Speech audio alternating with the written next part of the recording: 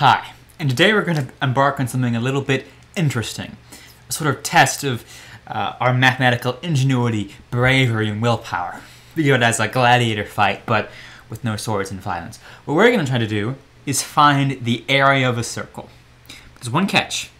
We want to be able to find the area of a circle just by measuring at it, right? No mathematical calculations, no calculators, which means I cannot use pi. So what am I going to do? How am I going to be able to find the area of this circle? Well, the first thing I think to do is split up the circle into parts and see if I can arrange those parts to create a shape I can actually find the area of. So I'm going to do that. I'm going to break my pizza up into 4 equal pieces. I'm going to assume that's even. And I'm going to rearrange them. So in this case, I'm going to put one piece of pizza here, one piece of pizza like here, one piece of pizza here, and one piece of pizza here. Now, if you ignore that horrendous drawing, which would actually be something more along the lines of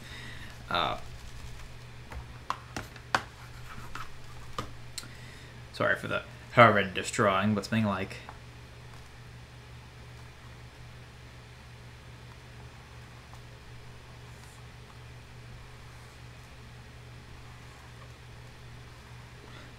this, right? Where we assume that these curves represent the edges of the pizza, the crust, if you will, right?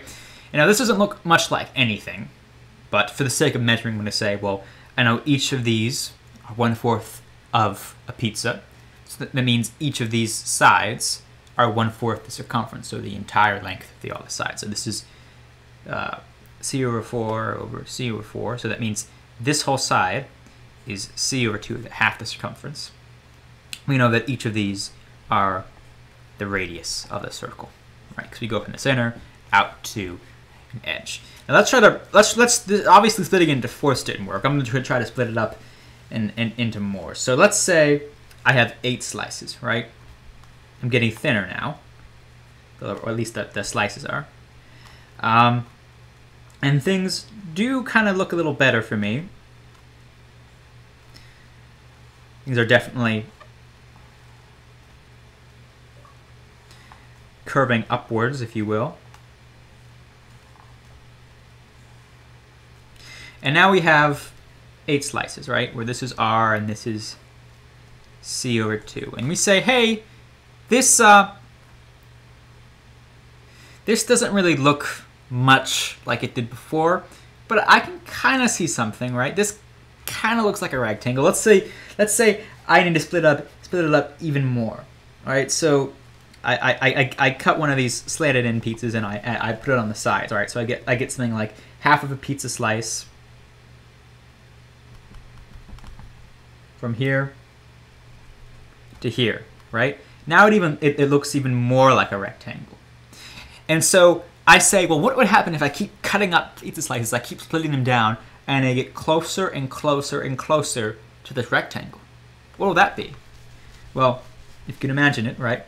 We have very, very, very, very, very, very subtle curves on that rectangle's edge. But at the end, we have something like, well, this is R, because that's the radius. That's one slice of pizza here. And then here, the circumference over half, right? And so our circle, our pizza, if you will, can sort of be imagined as a rectangle, even if we keep slicing this up, we're still going to have these curves of the crust on the outside, which we can't quite get rid of. But we can cut them so small that they become so very small, it basically becomes a rectangle, right? And so we might say, well, if this is true, then the area of the circle then is just the circumference divided by 2 times r. We can double check this. We can make sure this is right, because we know the area of the circle is pi r squared, right? So that means pi r squared, if this is right, has to equal the circumference divided by 2 times r. And the crazy thing is, it actually does. The circumference, right, is 2 times the pi times the radius. It's 2 pi r, right? So that's 2 pi r times 2 over r. The 2's cancel out, we're left with pi r squared, which does indeed equal what we know to be the area of a circle.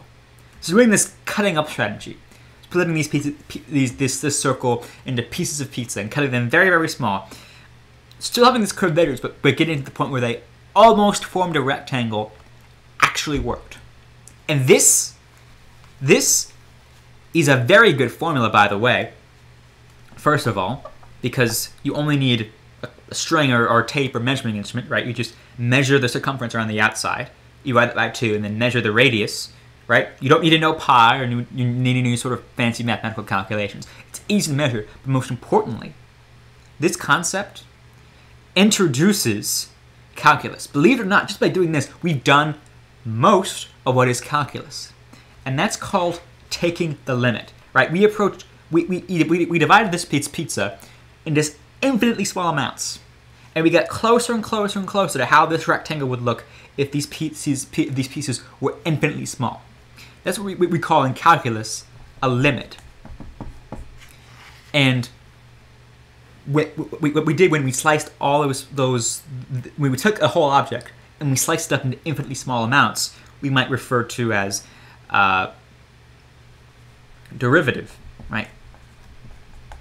We took this and we took the derivative of it. We cut it up in infinitely small parts in order to find the larger whole. And we rearranged it, right? We integrated all these parts and formed this sort of rectangle, an approach to rectangle. This is the beginning of calculus. And believe it or not, you just did that. You just did calculus. And while it required a bit of ingenuity and thinking, the actual math wasn't that hard. And that's what calculus really is.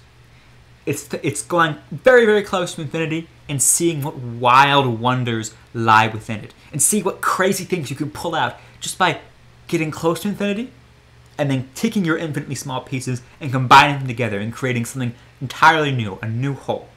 And that's why we took a circle and made it into almost a rectangle. And that's how we found the new area of a circle using calculus. I hope you found that fun. I hope you enjoyed it, and I hope you have a great day.